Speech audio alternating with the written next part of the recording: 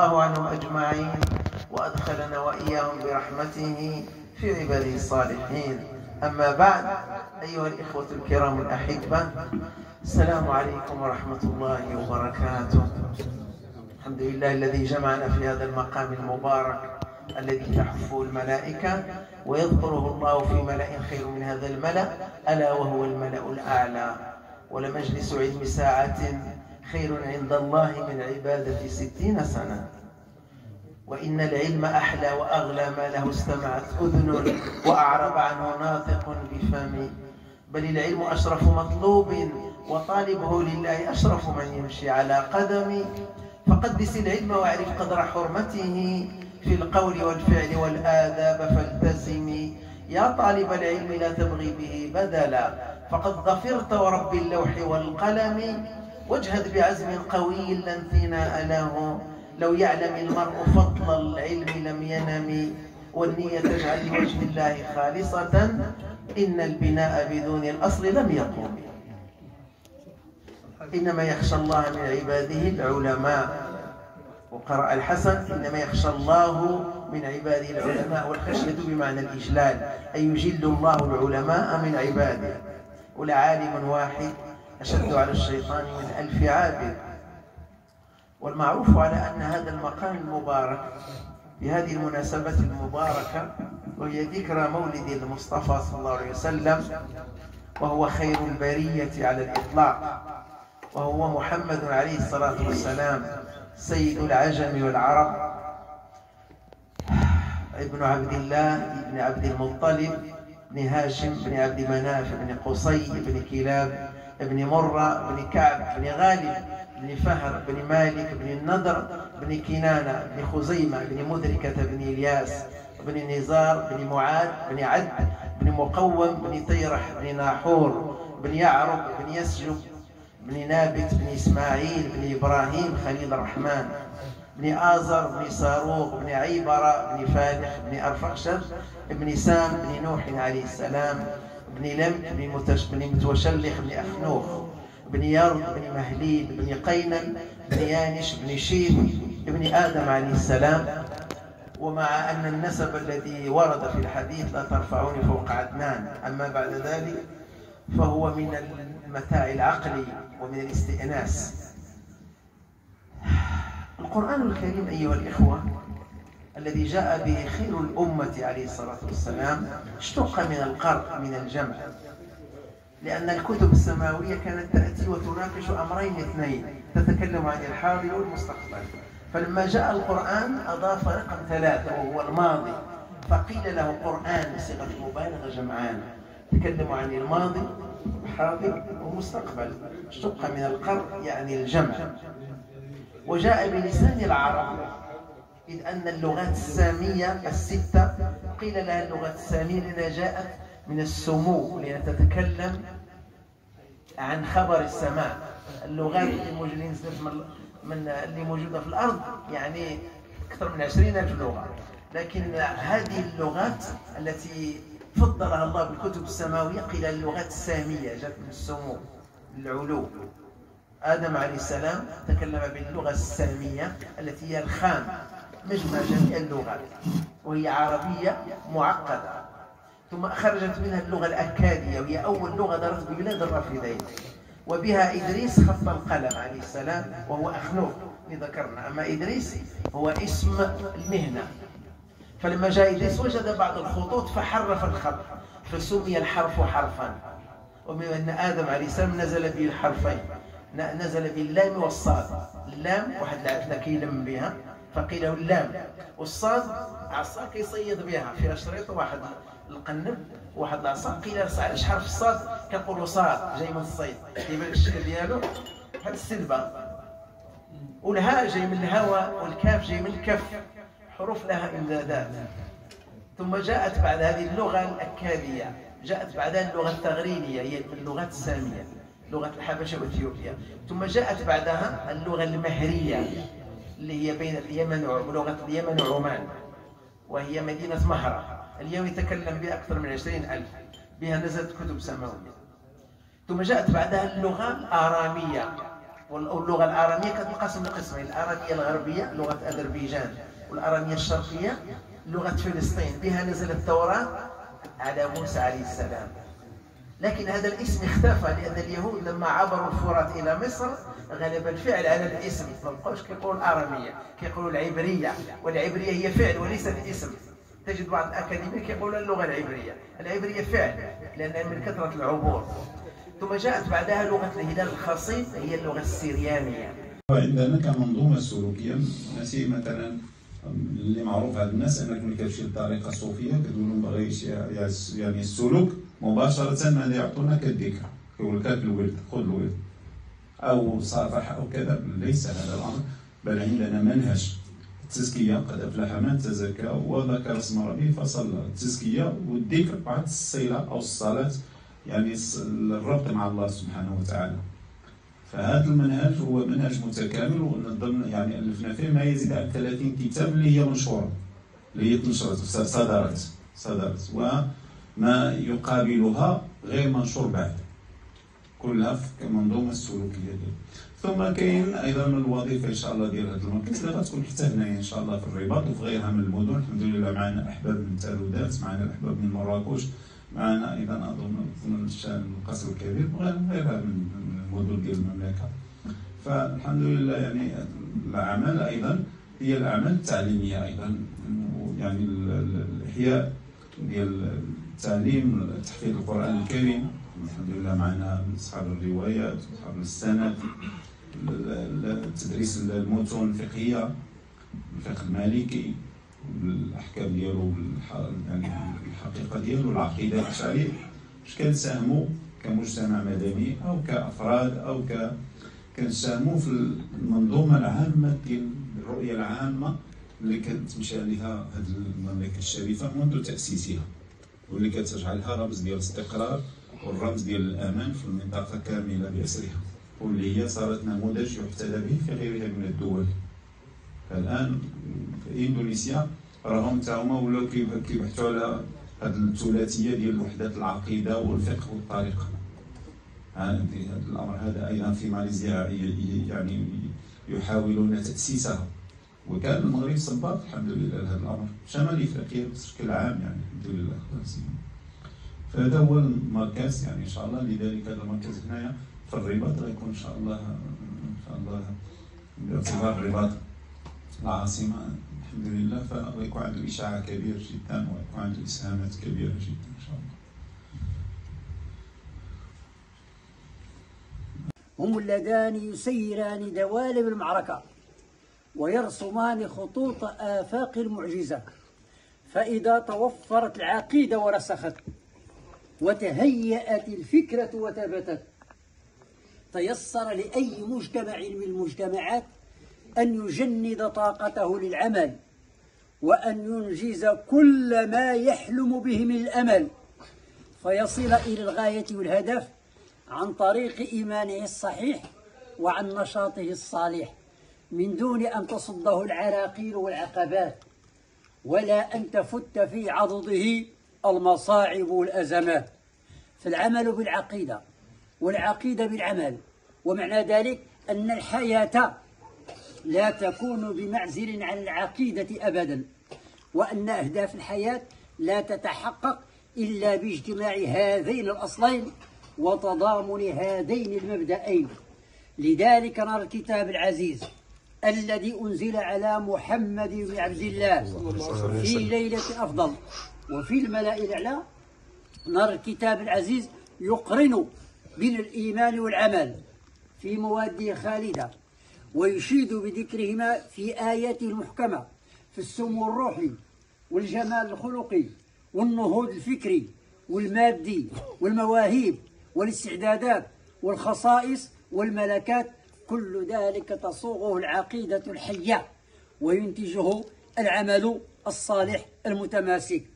أما الضعيف في عقيدته والمتخاذل في عزيمته وهو الذي يتوقع الهزيمة قبل النصر ويتحدث بالخسارة دون الربح، فإنه لا يحقق معجزة ولا يكسب معركة ولا ينجح في قيادته ولا في سياسته، لأنه لا تتوفر فيه عناصر القوة ولا تتجمع في آية نجاح. فالإيمان النافذ واليقين الصادق هم الأداة المحرك والقوة الدافعة إلى إقامة مجتمع فاضل ناهض، أي إلى إقامة حياة الطهر والعفاف، وحياة العدل والإنصاف، وحياة التواطؤ السليم والتضامن المستقيم. فالعقيدة لا تتجزأ ولا تتضاعف، كما قال الله: أفتؤمنون ببعض الكتاب وتكفرون ببعض، فما جزاء من يفعل ذلك منكم إلا خزي في الحياة الدنيا ويوم القيامة يردون إلى أشد العذاب وما الله بغافل عما يعملون. صدق الله العظيم. جزاك الله خير. اللهم اجعل هذا الجماعة جماعة مباركة، اللهم واجعل تفرقنا منهم تفرقا سالما، ولا تجعل فينا ولا منا ولا معنا شقيا ولا محروما. اللهم لا تدع لنا في مجلسنا هذا ذنبا الا غفرته، ولا هما الا فرجته، ولا مريضا الا شفيته، ولا ولدا الا اصلحته، ولا ميتا الا رحمته، ولا حاجة من حوائجنا ولا آخرة لك فيها رضا ولنا فيها صلاح الا قضيتها بفضلك وجودك وكرامك يا اكرم الاكرمين يا ارحم الراحمين العالمين. اللهم اغفر لآبائنا وأمهاتنا وأجدادنا وأشياخنا وأزواجنا، ولمن له الحق علينا، ولموكز على الدعاء، ولمن نكدناهم على الدعاء، ولجميع المسلمين كافة في مشارق الأرض ومغاربها يا أرحم الراحمين العالمين. ربنا هب لنا من أزواجنا وذرياتنا قرة أعين واجعلنا للمتقين إماما يا أرحم الراحمين العالمين. اللهم اجعلني وإياكم من الرابحين في هذا المكان، ونجنا من الهالكين والخاسرين يا أرحم الراحمين العالمين. اللهم يسر أمورنا وأموركم وأمور المسلمين، اللهم فرج كرباتنا وكربات المسلمين يا أرحم الراحمين العالمين. سيد الحاج الحفيظ نطلب الله سبحانه وتعالى الحاج عبد الله من فضل الله وهذا الاجتماع، اللهم اجعل هذا العمل خالصا لوجهك الكريم، اللهم اجعله في ميزان حسناتكم وحسنات آبائكم وأمهاتكم يا أرحم الراحمين العالمين. اللهم اجعل محبة رسول الله صلى الله عليه وسلم وفي قلوبكم يا أرحم الراحمين العالمين. اللهم اجعلني وإياكم من خيار أمة سيدنا محمد صلى الله عليه وسلم. اللهم فرج عنا وعن أمة سيدنا صلى الله عليه وسلم. اللهم اشف أمراضنا وأمراض أمة سيدنا محمد صلى الله عليه وسلم. سيد الحاج عبد الله جزاك الله عنا خيرا واحسانا يا ارحم الراحمين يا رب العالمين. الوالدين تغمدهم الله بالرحمه والغفران، اللهم اغفر لهم وارحمهم واعف عنهم وعافيهم واكرم نزلهم ووسع مدخلهم يا ارحم الراحمين العالمين. اللهم اجعلهم يا ربنا في جوار نبينا محمد صلى الله عليه وسلم ومع النبيين والصديقين والشهداء والصالحين يا ارحم الراحمين العالمين. اللهم امطر عليهم شآبيب الرحمات والرضوان والمغفره يا ارحم الراحمين يا رب العالمين. انت والزوجه بارك الله في اعماركم وبارك الله في اولادكم يا ارحم الراحمين رب العالمين. بارك الله في أولادك يا أرحم الراحمين رب العالمين. اللهم اجعلهم ذرية صالحة يا أرحم الراحمين رب العالمين. آمين يا رب العالمين. اللهم يا ربنا من قرناء السوء، اللهم ارزقهم يا ربنا الصحبة الصالحة، اللهم ارزقهم يا ربنا الصحبة الصالحة، اللهم احفظهم يا ربنا في سفرهم وفي حضرهم وفي عملهم وفي دراستهم وفي حياتهم كلها يا أرحم الراحمين يا رب العالمين. إنما الله يجعله مكان الخير ويجيب لها الخير ويبعد عليها الشر إلى قيام الساعة يا أرحم الراحمين العالمين. هاد الناس جميعا اللي داروا الأقدار ديالهم من هذا المكان، الله يحسن الخطوات ديالهم يا رب العالمين. الله يجعل هذه الخطوات إن شاء الله في ميزان حسناتكم وحسنات آبائكم يا أرحم الراحمين يا رب العالمين. كل واحد الله يردوا البلاد ديالو سالما غانما يا أرحم الراحمين العالمين. الله يجزيكم على خير يا أرحم الراحمين العالمين. الله يحفظكم من السم ديال الحديد، الله يحفظكم من الشياطين الجنوانيس. اللهم امين. الله يحفظكم ويحفظ لكم وليداتكم يا ارحم الراحمين رب العالمين. اللهم امين. اللي عنده الوالدين متعهم الله بالصحه والعافيه ومتعكم برضاهم يا ارحم الراحمين رب العالمين. تقدموا لك اللهم اغفر لهم وارحمهم واعف عنهم وعافهم اللهم امين يا رب العالمين. الراحمين رب العالمين. هاد التلاميذ اللي مازال كيقراو نطلب الله سبحانه الله يفتح لهم البصيره اللهم امين. وينور لهم السريره اللهم امين. وينور لهم الطريق ديالهم يا اللهم امين يا رب العالمين. الله ينقي الطريق ديالهم من الشوك يا ارحم الراحمين اللهم رب امين يا رب العالمين. العالمين. الله يجعلهم ان شاء الله سبحانه وتعالى صالحين مصلحين ان شاء الله سبحانه وتعالى يا رب العالمين. حفظهم الله يا ارحم الراحمين رب العالمين. اللهم افتح لهم البصيره ونور لهم السريره يا ارحم الراحمين يا رب العالمين. اللهم ارزقهم العلم النافع يا ارحم الراحمين رب العالمين. اللي خدام يطلب الله سبحانه وتعالى الله يحفظه في خدمته يا ارحم الراحمين اللهم امين يا رب. الله يعاونوا فيها، الله يدوز السيرفيس ديالو على خير يا ارحم الراحمين يا رب العالمين. اللي عنده الوليدات الله يهديهم ليه، الله يصلحهم يا ارحم الراحمين رب العالمين. اللي ما عنده الله يرزقهم ليه يا ارحم الراحمين يا رب العالمين. العالمين. طب الله سبحانه وتعالى الحاج عبد الله جزاه الله عنا خيرا واحسانا يا اللهم رب آمين. اللهم آمين. وجزا الله عنا نبينا سيدنا محمد صلى الله عليه وسلم. محمد السادس اللهم انصره ولا تنصر عليه. اللهم آمين. وفقه للخير وعلم عليه. اللهم ادم عليه نعمه الصحه والعافيه يا ارحم الراحمين رب العالمين. بارك الله في عمره يا ارحم الراحمين رب العالمين. اللهم ارزقه يا ربنا البطانه الصالحه. اللهم ارزقه يا ربنا البطانه الصالحه يا ارحم الراحمين رب العالمين. اللهم احفظ ولي عهده المحبوب ولي الحسن والبس اللهم النبات الحسن يا ارحم الراحمين العالمين. اللهم احفظ بلدنا من الفتن ما ظهر منها وما بطن. اللهم ادم علينا وعلى بلدنا نعمه الامن والامان والاستقرار يا ارحم الراحمين رب العالمين. اخواننا المستضعفون في كل مكان طلب الله سبحانه وتعالى الله يشفي الامراض ديالهم. الله يرحم الاموات ديالهم والشهداء ديالهم يا ارحم الراحمين رب العالمين. طلب الله سبحانه وتعالى اللهم اجعل بلدنا وبلاد المسلمين إن شاء الله سبحانه وتعالى بلد خير يا أرحم الراحمين رب العالمين. اللهم أغثنا غيثا مغيثا مريئا مريعا نافعا غير ضار برحمتك يا أرحم الراحمين رب العالمين. اللهم احفظ بلدنا من الفتن ما ظهر منها وما بطن. اللهم أدم علينا وعلى بلدنا نعمة الأمن والأمان والاستقرار يا أرحم الراحمين رب العالمين. اللهم من أراد بنا وببلدنا خيرا فأبدله خيرا ومن أراد به غير ذلك فعرضه للمهالك يا أرحم الراحمين رب العالمين. اللهم صل على سيدنا محمد عبدك ورسولك النبي الأمي وعلى آله وصحبه وسلم تسليما. سبحان ربك رب العزة عما يصفون سلام على المرسلين والحمد لله. الله يجزيكم. الشريفة ينبغي دائما أن نسأل أنفسنا هل تحققنا بالولادة النورانية؟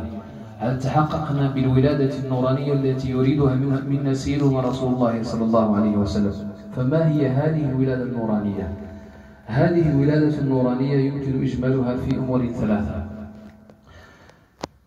وهي أن الله سبحانه وتعالى خلقنا وجهزنا بأمانة خمس من مكونات خمس، أولها الروح ثم الجسد ثم النفس ثم العقل ثم القلب. والله عز وجل كلفنا بحفظ هذه الأمانات وصيانتها حتى نردها إليها كما هي. فكيف نصون هذه الأمانات؟ نصون هذه الأمانات ونردها إلى الله عز وجل صافية طاهرة مصونة إذا عشنا بها ونحن متوجهون بها إلى مكونات سيدنا رسول الله صلى الله عليه وسلم.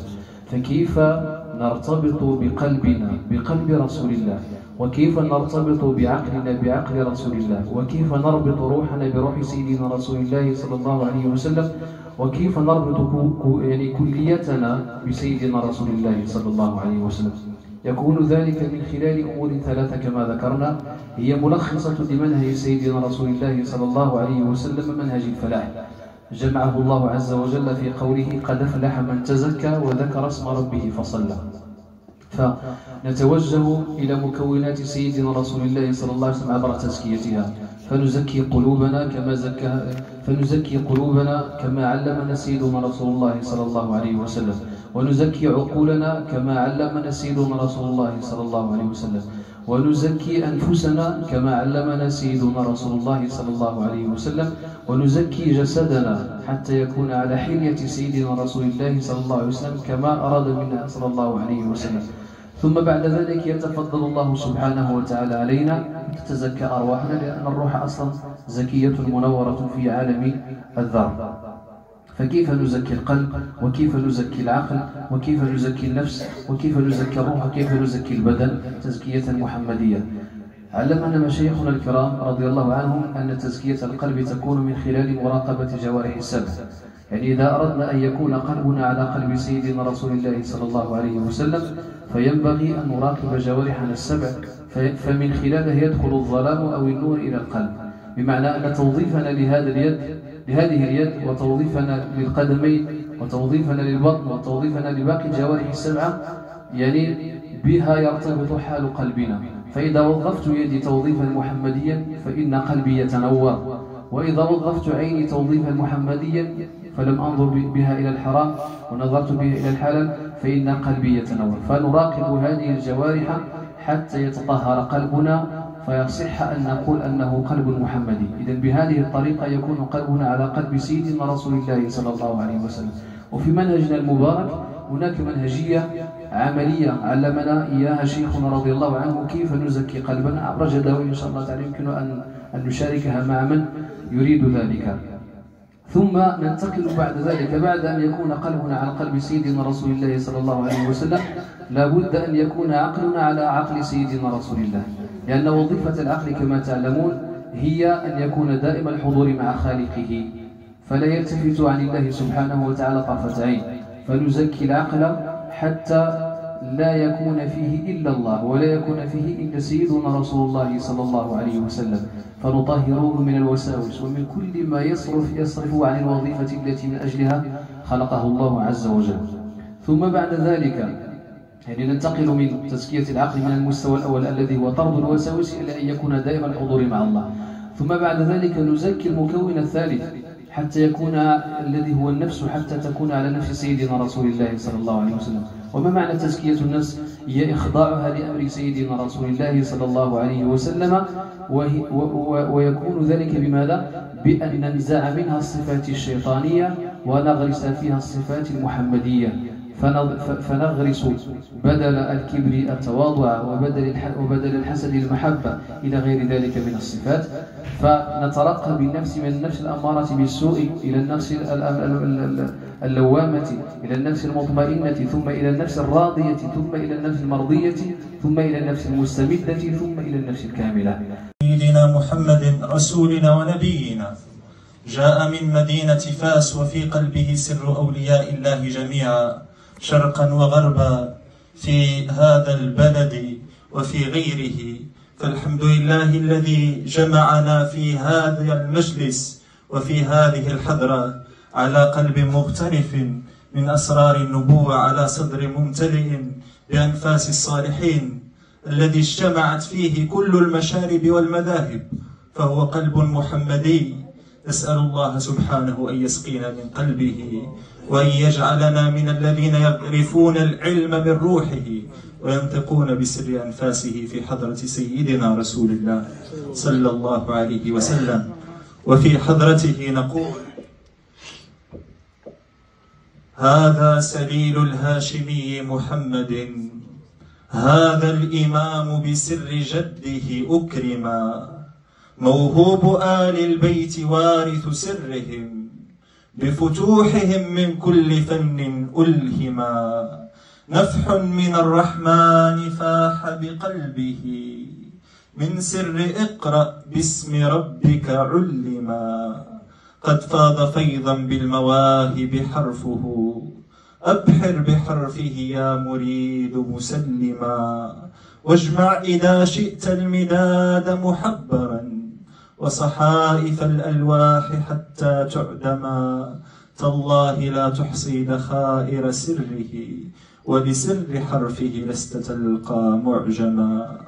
هذه فتوحات المعارف فتحت، جودا خزائنها وربك أكرما، فضلا عليه الله أغدق خيره، سبحانه مذ أن تفضل منعما. ذكر الحكيم تحت قيادة سيدنا مولانا المنصور بالله صاحب الجلالة الملك السادس نصره الله وأيده.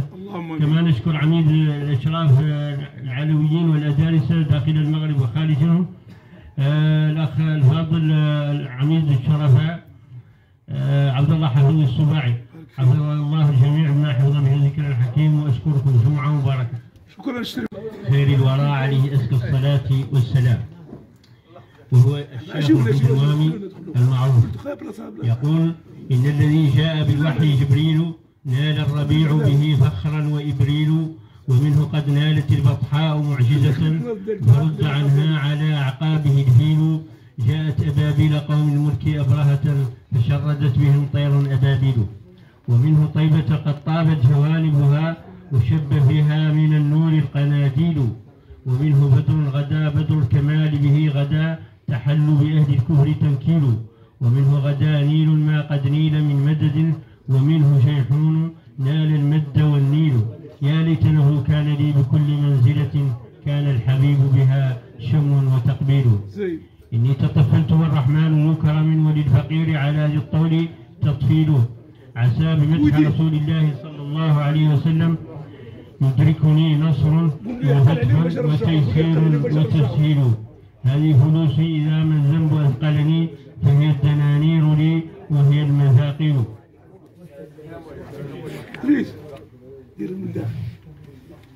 ويقول أيضا وسيلتي لخالقي عند اشتداد كربي فاطمة الزهراء وبعلها والحسنان والنبي صلى الله عليه وسلم وأمها خديجة خير نساء العرب.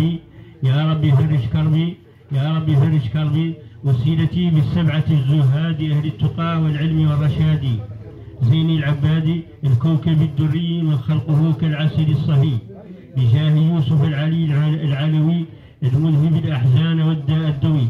ونسأل الله بجاه من سما بالعلم والدين إلى دار السماء قاضي القضاة سيدي عياضي قنا من الآفات والأمراض. بجاه سيدي أبي العباس نقي قلوبنا من الأدناس.